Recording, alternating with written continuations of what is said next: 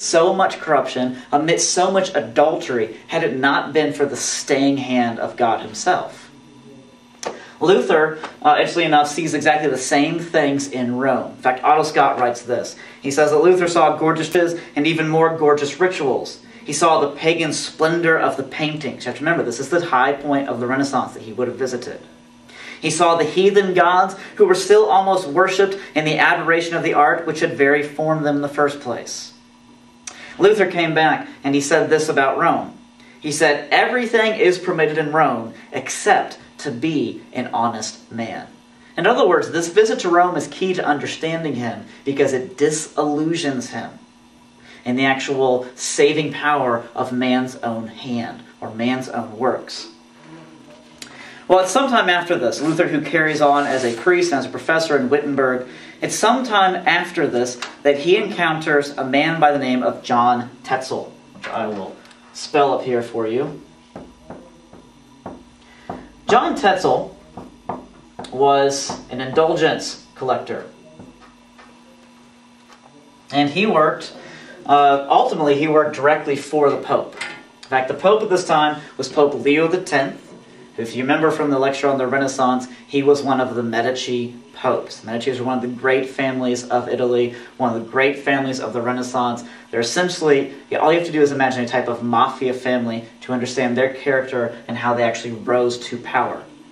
Well, John Tetzel was sent by Pope Leo X up to Wittenberg to sell indulgences. The whole purpose of selling these indulgences was to raise money.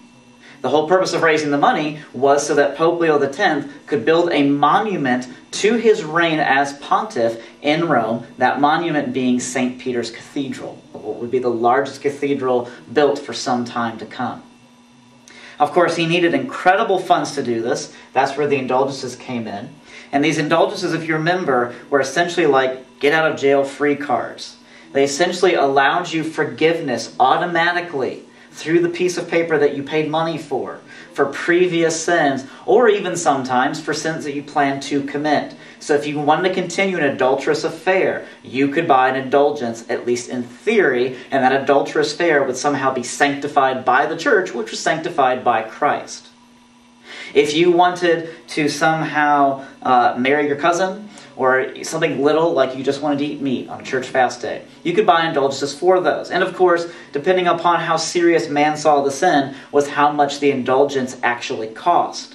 But when you prey upon people's guilt, and you tell them if you spend this money, and it will somehow prevent you from going to hell, or at the very least, it will shave off your days in purgatory, people open their pocketbooks.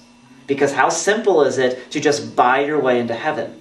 Which of course is all ludicrous, but still, that was the actual milieu of the day, the actual environment, the way that people thought at the time. Anyway, prior to John Tetzel coming to Wittenberg, Luther had already been speaking against the whole issue of indulgences. What's interesting is this. You have Luther operating under a misconception at this point. He's right about the indulgences. What he was wrong about was that he assumed that his preaching against indulgences would be supported by the Pope. He was certain that the Pope himself was against the selling of indulgences, and that men like Tetzel were essentially free agents who were operating completely on their own, somehow had maybe some corrupt bishop kind of protecting them in the area. So Luther begins to preach these things.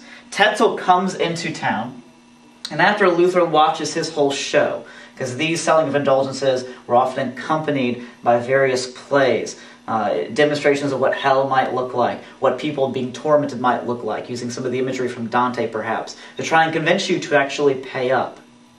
Well, Luther decided that he would actually confront Tetzel on these various things, and so what he did was he sat down and he wrote out 95 propositions. They're called the 95 Theses. And these 95 propositions were primarily concerned with indulgences. His primary proposition was that God, not the Pope, could forgive sins.